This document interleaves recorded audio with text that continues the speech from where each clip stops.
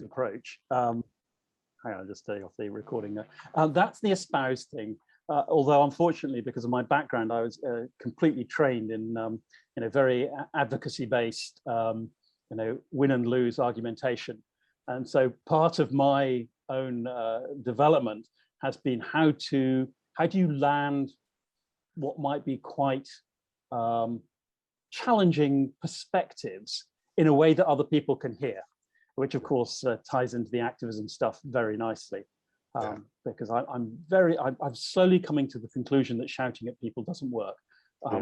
Although on bad days that collapses as a theory. Yeah, and most recently you've been involved with our colleague Megan in research around speaking truth to power, which resulted in the book Speak Up, and many articles and presentations. And then right now the research focus moved to employee activism, and I believe you've got a big piece coming out. I've seen the Harvard Business Review stuff, but you've got a big piece in Sloan as well, haven't you? That's actually going to be in the main magazine that's coming out this winter. We just signed over the copyright to them this 2 days ago. And again, that's a big thing in this sort of field, because it's part of the establishment giving a sort of imprint that yes, this is a subject to take seriously, rather than something that is just flavor of the month. Yeah. So, I mean, in short, I'm dead impressed by John's research. I've known John for a long time, and I trust him, and I often have the privilege of taking John into clients and having John lead groups and conversations about this. I'm just really delighted that you're here this morning. So, is it okay, John, if we just kick off by asking you, because I'm still not clear on this. What you talk about employee activism. What do you mean? What is it? What is activism in this context? It is very much in the eye of the beholder. I mean, we've actually done. I'm naturally a qualitative researcher. I like going into the sort of up close and personal with a few people. But we've done this thing where through Megan's association with Ashridge, we've done polled people's opinions of thousands, and it really is in the eye of the beholder. I mean, it goes from everything from troublemaker to Marxist hippie to savior to angels on the right side of history to useful PR. And you can see some people going through the motions of it, and some people going around the courses on it. I actually was reflecting on that this morning, and I think one of the really interesting collisions around it, I'll give you the definition that Megan and I have come up with. It's a fascinating clash between schools of tolerance and schools of intolerance. And you see this in some cases where this is about bringing diverse voices.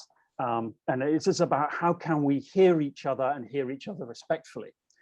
And at the same time, you experience people with very strong ideological points of view who wish to claim their truth as the single one, which is not that surprising when you think that particularly in the for-profit sector, the advocates of shareholder value, for instance, have been claiming that as a unitary truth for very long. So when you have a very strong dominant ideology, you almost get quite a vigorous intolerant response to it. The most difficult area I've really experienced this clash of the tolerance and the intolerance is in the whole area of trans and trans rights, and I'm even just raising that makes me get quite nervous because I've just dipped my toe in it, and it gets vitriolic so quickly, and it's if you're not involved in it, it almost is one of those things which you're thinking, I do not even know how to begin to engage with this, and that is quite often the case we find with a number of conventional senior leaders at senior positions, say my sort of generation, so late 50s, my sort of background, sort of pretty privileged, and they haven't had to encounter these sorts of debates before. And their real fear is of being very clumsy, of putting their foot in it. I'm just reminded, and I'll get to my definition, I promise in a moment, Chris, I just remember talking to a very old friend who's now terribly senior in one of these big global consulting firms. And he said, "Look, John, can I just have a discussion with you about Black Lives Matter?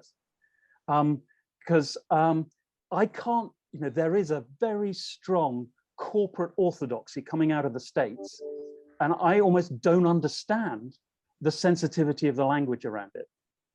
And he wanted to just explore, because for him, growing up, my sort of background, the casual racism that he grew up with and the language that he employs and the sort of taken for granted assumptions is he will trip himself up at every point. And he's just waiting for the sort of the people within his organization to leap down his throat. And so he just avoids it as an issue. So let me now finally get to the definition. I've given you a few anecdotes. And the one we've got, it's about voices of difference. So it's people who say something that it does not fit with what the established organizational discourse. They tend to be about issues of wider social and environmental concern. And that could be anything to do with identity, climate, minority groups, or groups that have been, majority groups that have been overlooked for a long time. For instance, in the research, we came across somebody who was doing really interesting work in the field of domestic abuse. And suddenly, this was something that had never really been talked about. And yet when this organization had a few thousand employees, and when you think about the data around the number of people who are in abusive relationships or experience domestic abuse, that walks in your workplace every day. So anyway, it's about wider social environmental concerns.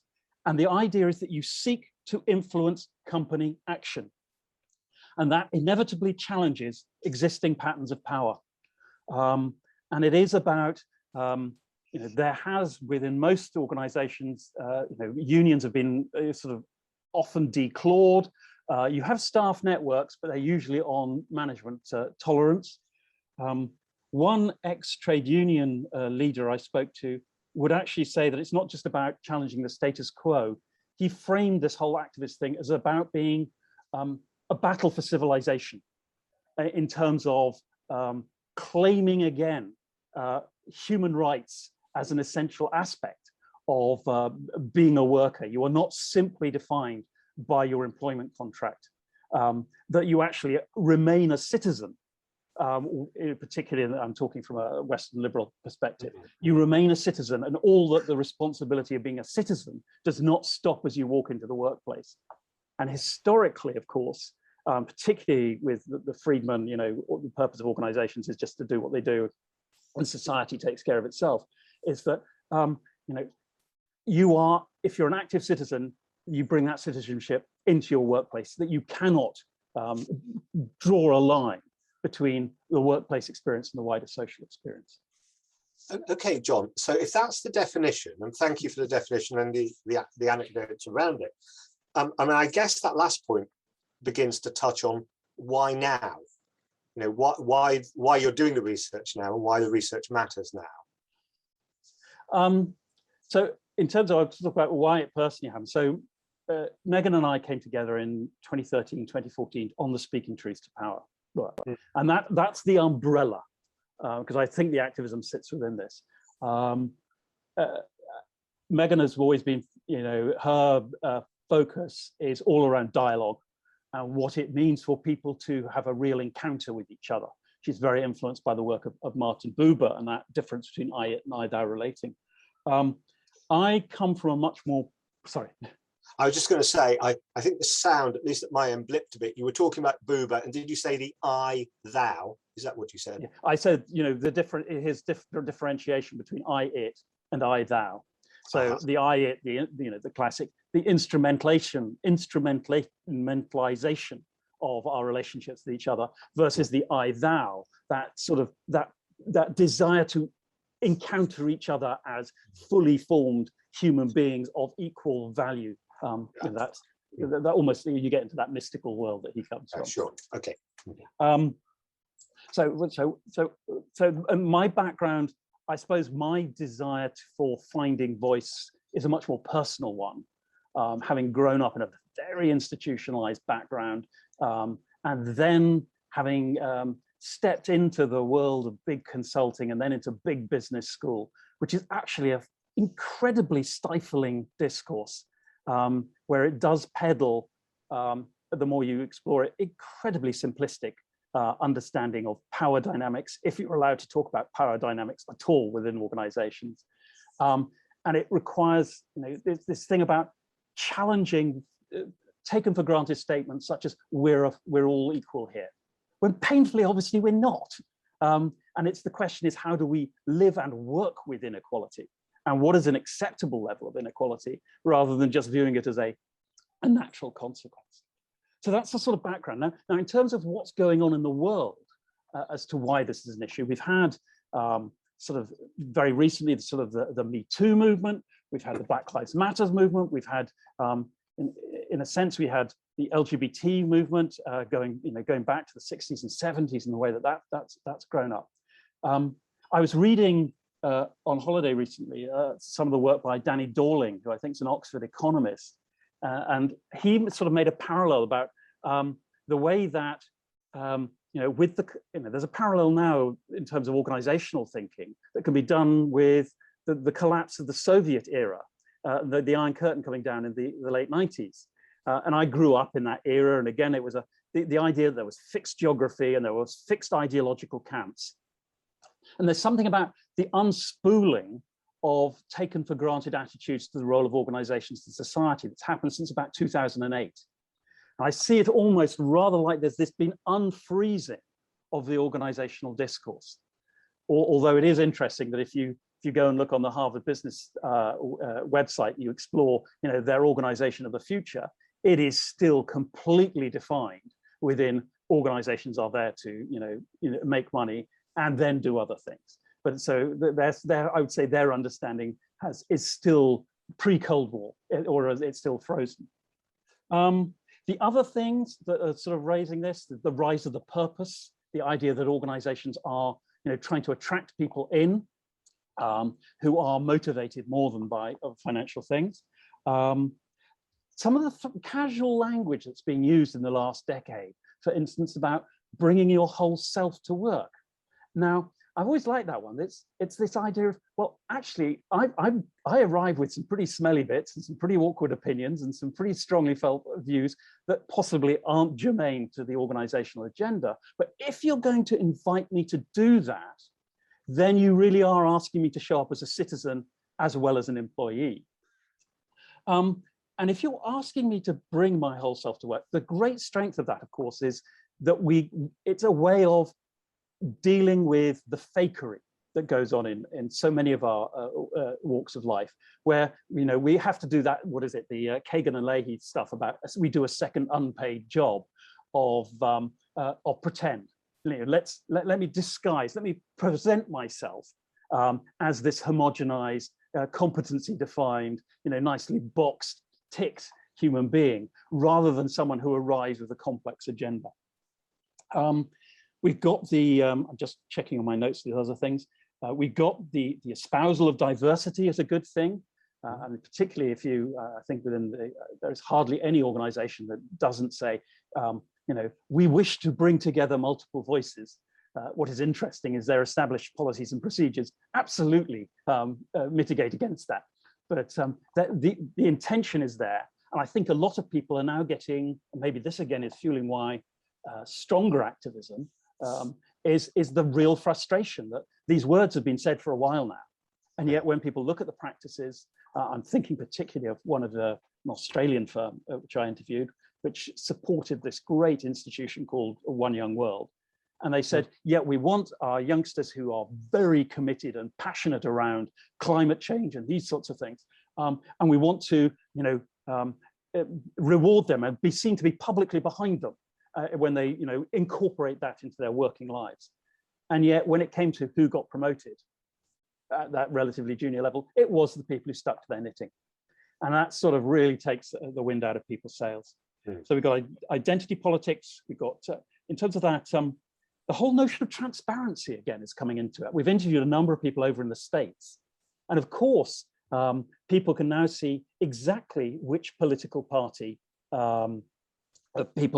companies are paying for, and they can see the political allegiances of the senior leaders in particular.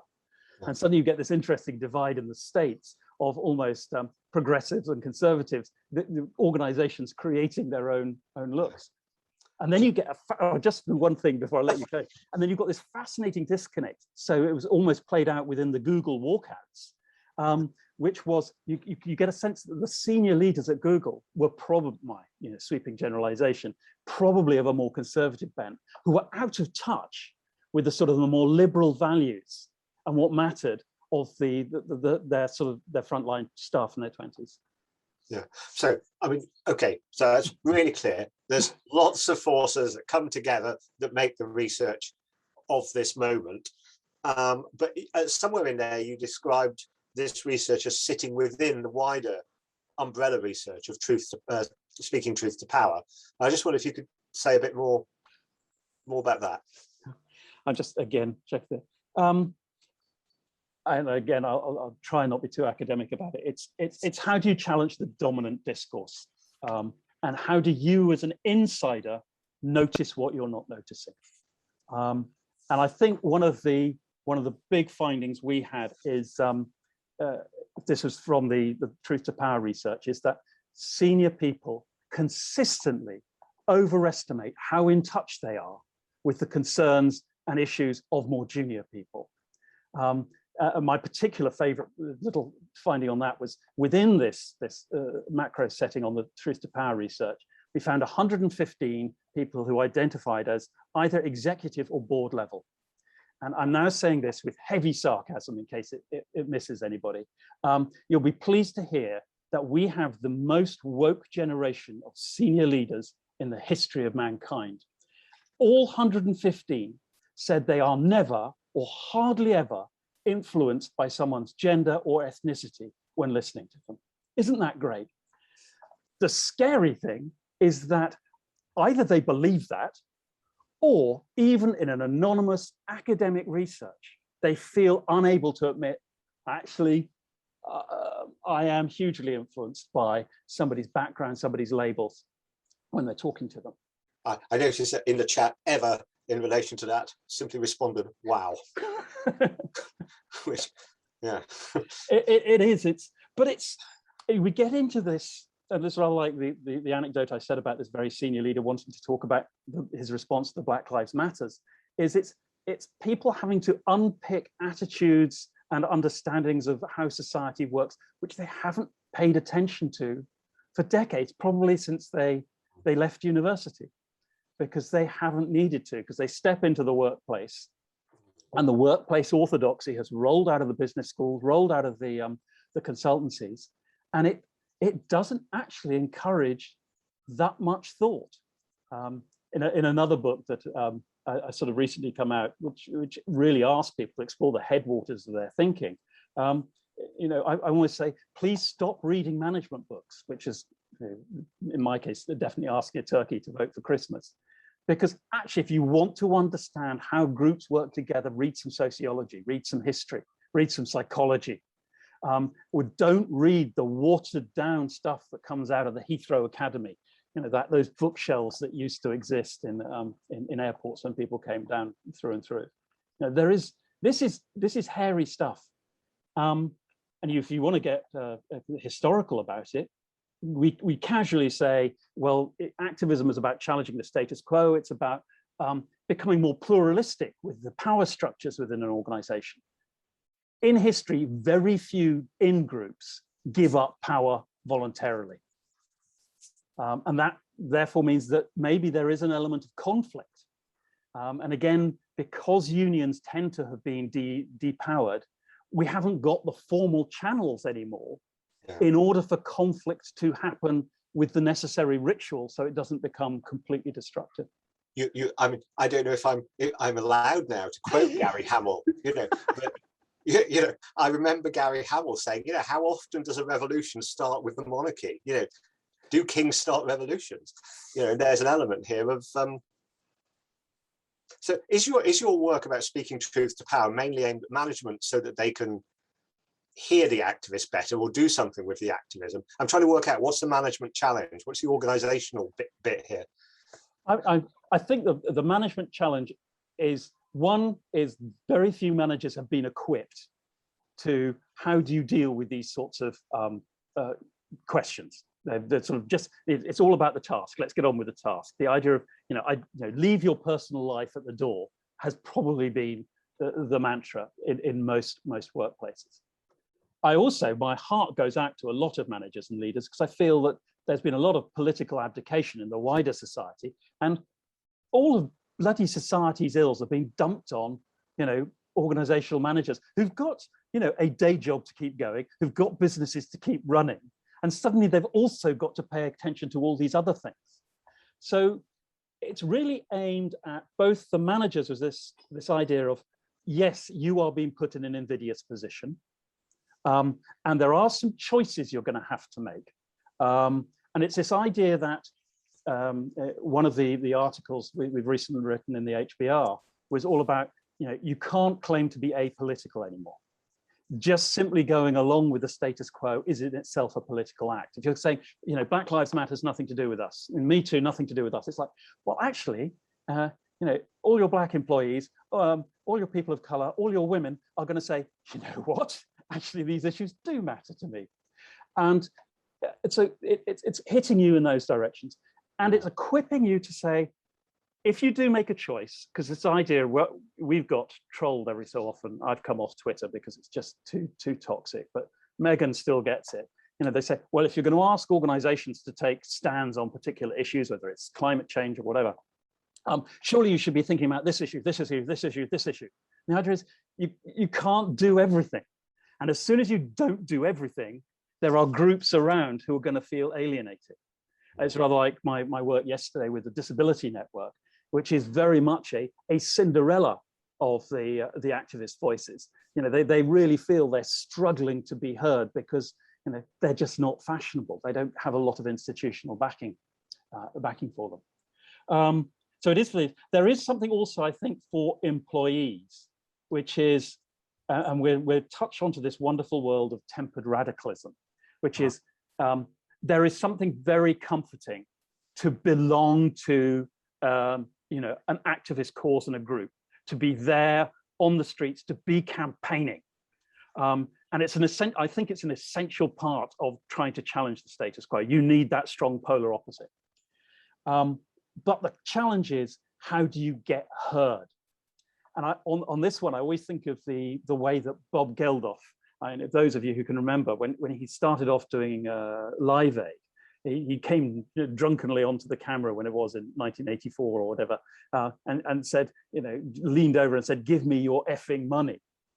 And when you cut to 10 years later, he is speaking in the language much more of the diplomat, because he's realized that if you really want to address issues of global hunger, that actually you have to work with an institutional agenda. But it is that thing of, as you get into that institutional agenda, so you lose that fire in your belly. I'm just remembering one of the people we interviewed, really, she was a tempered radical. She was working on the inside of a very famous institution. And there was a move within the executive team to allow someone to leave in good grace, despite that they've been doing some horrendously sexist activity. And people associated with the institution were campaigning on the streets outside with their placards. And part of her wanted to be out there on the placards, outraged that this person was going to get away with it. And yet there she was, being part of the inside, negotiating so that this person would leave, so that this issue could be got on, and so the institution could shift its focus from a very defensive mindset into, yes, we need to address, sorry. Yeah, well, I'm going to say, I've been a fan of, tempered radicalism in the sense of the Myerson and Scully work for a long time. So are you saying that's still really important work, or are you saying the time's come to be a bit less tempered? I mean, what? Well, I think it's even more important, because they are the linchpin. I'm trying to remember the name of the band, but again from the 70s, they wrote there was a song called "Shot from Both Sides," and that's what the tempered. Anybody who knows the answer to that, the name of the band, put it in the chat. I don't know. I want to say Revolver, but I don't think it is. But it is this idea of, if you are the tempered radical, you are the person there who is the irritating voice in the executive. I think so. My wife has been working for the Carbon Trust, is now part of its magazine. Like, thank you, Steve. The Carbon Trust is now something called Chapter Zero, and she's on her board. And part of her responsibility is to be there as a non-exec, saying there is a business risk associated with not taking climate change seriously. And at the same time, she can absolutely feel that the rest of the board, can almost roll their eyes as, oh, she's on her hobby horse again. And at the same time, she has to, deal with, people who are less generous, say, towards Extinction Rebellion. So she gets, said, oh, well, you're going to be out there, chaining yourself to the door type of thing.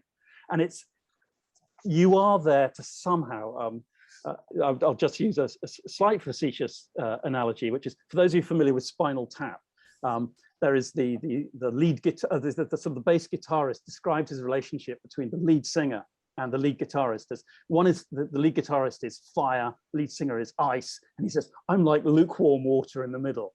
And I think that ability to help each side hear each other and to retain your credibility as an insider so that people can't not take you seriously. I just want, because I don't know if in my time I've been more of an activist or more of a tempered radical, and I've certainly been fired for for speaking up in ways that didn't fit the corporate culture. I've been pushed out. I just wonder, is it just due to lack of skill? I mean, is there a way of being a good activist that I should know about? It was, well, I'm recalling there was a lot of the conversation yesterday with the Disability Network, where people were exploring, most of them were in their, actually we went from 30s, 40s and 50s, where they were thinking about their experience with when they were campaigners for disability rights in their 20s, when they had real anger and they didn't really pay attention to what is going to help me be heard here. And they talked about, as you get older, you do get that political nous, and they are more willing to think about, how do I create alliances and things? But one of the things I thought was really nice from their conversation is, and why it's really important you don't lose that fire in your belly, is you can't fake that. If you haven't got that activist sense of, this is not fair, nothing's going to change. Because one of the things that came out from yesterday is, to really affect change within an institutional setting takes time, takes persistence. And what they really talked about was, to do it well, is the temptation is to go the heroic model, and you will exhaust yourself. And a lot of our research on activism kept on coming across the issue of burnout, where heroic individuals stood up. And organizations love heroic individuals because it enables them to point at someone and say, we've got one, we've got someone doing this. But it's relentless. And if you don't build that meaningful sense of political support within the organization, that you're not on your own, that you can almost, like, and I think of the analogy of a peloton. If you don't take your time out from being at the front, you will burn out. Yeah, that's so familiar. I mean, for years, I used to work at Schumacher College with Chris Seeley and Tony Spencer and others. And one of the most common things we worked with in action learning sets was activist burnout. Because people just knackered, throwing themselves against the wall month after month. And there is a bloody-minded quality to this. And if you think about, again, going back to the sort of the early LGBT activists, which was a group that I wound up interviewing a lot of as part of this, that history of, you're not going to be popular, you don't make friends at the start of it. And it's also the ones I spoke to, which was saying, by the way, the really irritating thing is that when it becomes mainstream, all your groundwork will be disappeared. Yeah. You've got to do it for the cause, because somebody else is going to take the credit. And part of it is to accept that will happen. Yeah. And actually, that's a sign of success. When a bandwagon comes along, get through your initial resentment, and then that's great. It's now become a bandwagon. Yeah. John, I want to open this up to questions very shortly, but and I think looking at the numbers here, rather than go to breakouts, we probably have got the right sort of number to stay in plenary. Yeah, but just before we do, I've got a final thing I want to ask you, which is, you know, isn't it just expecting too much of organisations that they're actually going to do this? I mean, in the end, what are you expecting? So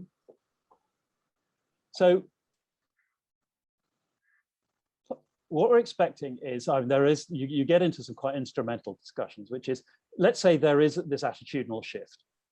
If you accept that, this is what's hitting the west coast of the States, is actually the values and the priorities of people the dreadful word talent, people you wish to recruit are going to judge how we make this stance. Mm-hmm. So there is something about, if you want to recruit the people you want to recruit and you want to retain the people you want to keep, then you can't be neutral about this.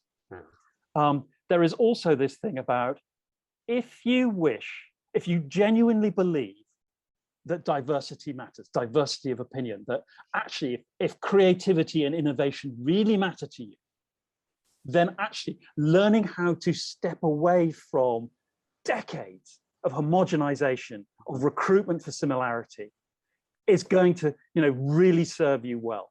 And I mean, even the mainstream consultancies, I think there is chapter and verse that diversity equals a good thing, but we haven't really explored, and that means a very, very different skill set in the sort of the managerial cadre. Mm.